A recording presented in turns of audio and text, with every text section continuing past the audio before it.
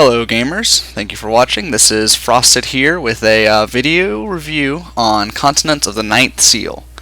Now, as far as for me, this is a newer game that I've come across. It's a 2-year-old game that ported from Japanese or Chinese, whatever the heck those are, one of those games.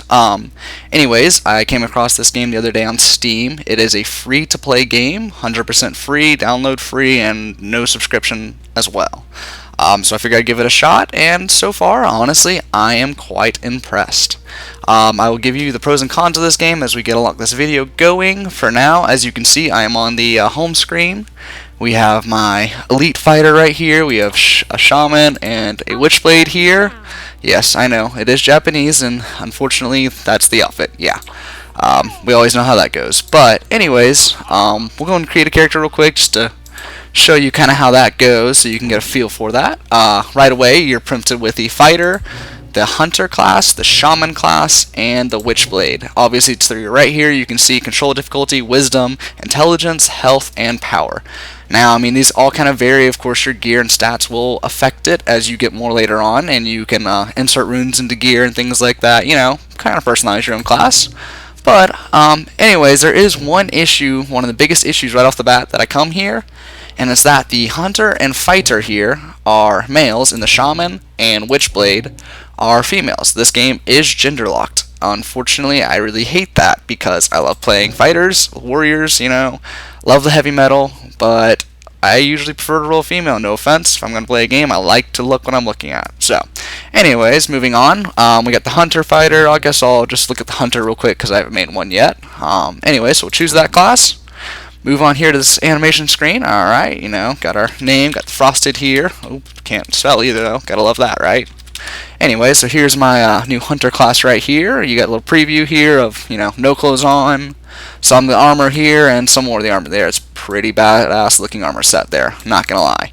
Anyways, here's that. As you can see off the beginning, it doesn't look like there's that much customization. Let's go and zoom into the face here. And you got this piercing face, the strong face, doesn't really tell a difference, and the wild face. Yeah, no difference really. This little features here, kind of a little different face. This one's got like makeup on it. Yeah, emo. Gotta love that, right? Alright, so there's that. Faces, just go with those. Doesn't really matter. You got your skin color. You can be a little ghost there, different customizations. You can be black. It's whatever you want. Red. Gotta love red, Who doesn't want to be a red person? Anyways, different colors here. Yellow. Gorgeous. Green. What is he, a goblin now? Alright. Anyways, going back to normal skin colors. Doesn't really matter there. So you would think that's it, but for those of you who like sliders, we have sliders. Yes, we do. Now, as off the bat, as you can see, these sliders actually do affect the different sides of things. I mean, you got that, your eyebrows that go up and down, I mean, it's actually pretty good as far as the sliders and the face customization goes. You can pretty much do this how you want. I mean, it really does make a difference. Surprisingly, most of them don't, I feel like. Got that, lip color, get some good old lipstick on this guy, right? Emo, whatever you want. Yeah, exactly. Gross, right? Anyways, eye color, it actually does make a huge effect as well. They're pretty eminent in the eyes. If my guy would look, you can actually tell. So, anyways, there's that. You got your style as well, which is your hair. Not gonna lie, the hairs are kind of weird in here. Short tail, dandy, waxed, wavy, whatever. Like, you got your weird-ass mohawk thing. Look how gay that looks, I know, right? Anyways, I don't know what it was on originally. Crap. I think it was short tail. Anyways, we'll just keep with standard just because. Go with some black hair, nice and original, nothing special. I mean, you got your crazy colors if you want them, the usual, Japan games, that's how they are. So, anyways, I'm not going to go too into that. You got the length of the hair. You can actually shorten and make your hair longer based on which one you choose. And then you have your body, last but not least. So you can actually change your body. It actually does indeed affect everything. I'm just going to keep with the standard. And so that's pretty much it. You can see. Now, I'm not going to actually create this character because it goes into tutorial, and we don't need the tutorial, right? So we're okay there. Get out of that screen, and I'm just going to show you the fighter just because he's my only level 14. He's still not that far. Still relatively new to this game. We'll go choose a channel here, and we'll see what it's about. Now, this is an action RPG. Webzen really made it show that they didn't want it to be an MMO. It's not an MMO at all, really. I mean, now you can see we are in the main town right now. This is the main town. You go here between every single quest. As you can see, there's people running around, lagging, obviously, there. But I mean, as you can see already, graphics are pretty damn good. It's nice and smooth maneuverability. The running, they look like idiots. Not gonna lie, they all have their own little run style, and they all look pretty retarded. But that's only when you're sprinting. So, anyways, as you can see, these are these players here. Nice little pretty sword by this guy right here. He's only level 20, and he already looks that badass. Not bad at all, right? So basically, you have your quest log, you know, as anything does right here. Waterford is the main city that I'm in right now. And basically, you got Seashore Village, Deep Blast Front, Missourian Heights, and tutorial quests here. These are for learning how to do your different attacks that you learn and things like that, combos. The fighting system in this game really does rely on actions and commands. So as just actions alone, rush is just your sprint. I have my bash ability, even has a little video right there for you, upper swing, press kick, and thrust kick. Alright, those are my 4 abilities that I have right now. Those are actions, what they call it. You actually press them for the go. Now we have commands. As you can see, there's a good bit of commands, and you get more and more as it goes, okay? Now, it's kind of your standard action RPG. If you've played an action RPG before, you're used to this system. As far as like evasive attack is left click plus right click when hit. Evasive dash is dash in direction when hit. If you hit a directional, you know. Guard, you press Q. Dash, you double tap. Like ankle kick, you hit F. Shield bash, you right click up to 3 times. Restore will is just a passive ability there. Basically, you know, different things. Flank attack is when you left click and right click while holding A or D, you know, your movement keys, and then your backstab thrush, which you'll see me use a lot. You press the S key to move backwards and the left click. You can charge up a little attack there. So anyways, those are some of the abilities there, just to, you know, kind of letting you see how it is. Like I said, I'm only level 14, so I've still got a really long ways to go. So I entered the little portal there, and here we are in this map right here. Now I will say this is the starting area. As you can see, level 1 to 3. All the way up to level 24 at Northern Deep Blast Border. That's the last place you'll go to. Obviously, I'm not in this ancient Darnas territory area yet. I am right here in the Lost Tradelands, but for this video's sake, I'm probably going to just do these imp-lens, just kind of give you a quick little showdown of what exactly the game's about and what all it really is for its sake, you know?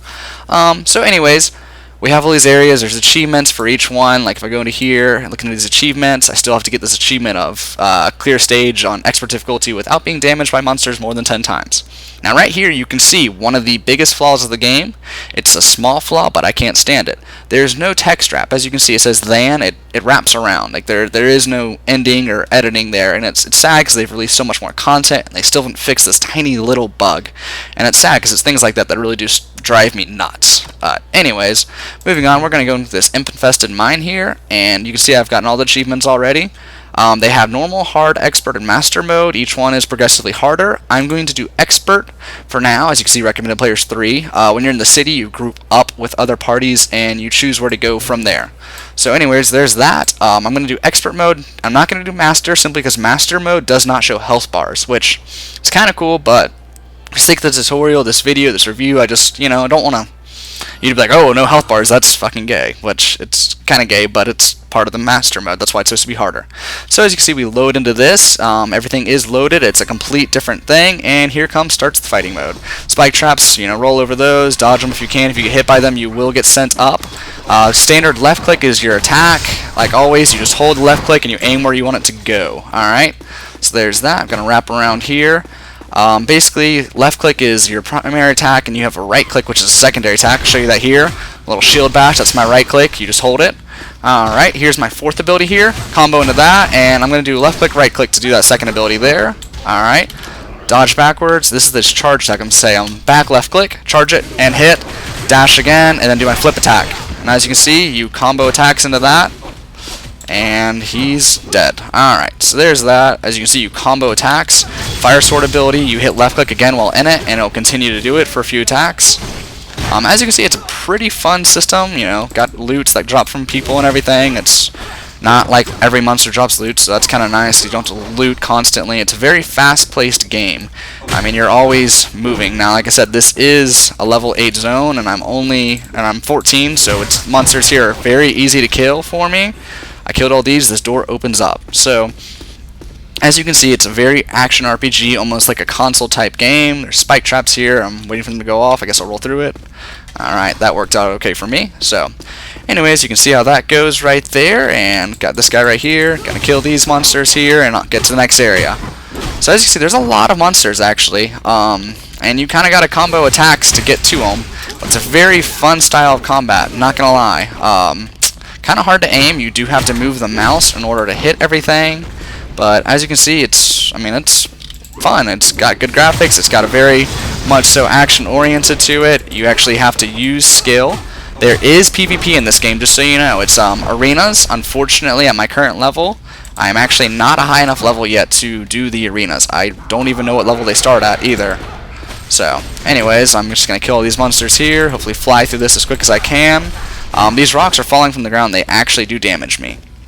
Now, you can't really see it, but over here there's this normal rating. What that means is it's rating how well I'm performing in this dungeon. And the better you do, the more skills and abilities you use, and the least, if you don't get hit at all, you get a higher rating. So at the end of the dungeon, I will actually be graded on how well I perform in it.